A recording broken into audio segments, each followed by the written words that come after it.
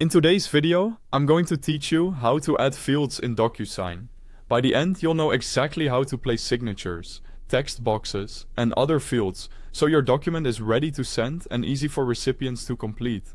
We'll begin inside a new envelope. First, upload your document from your computer or cloud storage. Then, add your recipients by entering their names and email addresses so DocuSign knows who needs to interact with the file. This sets the stage for assigning fields to the right people. Next, click Next to move into the editor, sometimes called the tagging screen. This is where you'll place all the fields your recipients will complete. If you need the app or site, there's a link to DocuSign at the very top of the description so you can sign in and follow along. At the top left of the editor, choose the recipient you're placing fields for. Each recipient is color-coded, which makes it easy to see which fields belong to whom.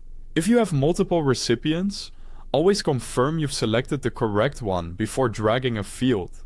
Assigning a field to the wrong person is a common mistake and can cause delays when you send the document out. Now, look to the left-hand toolbar. You'll see standard fields like signature, initials, date signed, name, and company. You'll also find data fields such as text boxes, which are perfect for collecting information like addresses or reference numbers.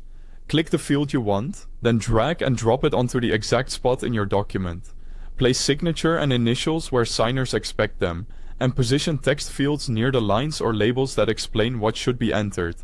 If a field feels out of alignment, just drag to reposition it until it sits neatly on the page. When a field is on the document, click it to open its properties in the right panel. Here, you can fine-tune details such as font size for readability. You can also control whether a field is required.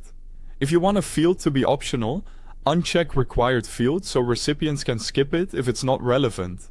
Keep required fields for the essentials like signatures or dates to ensure the document returns complete.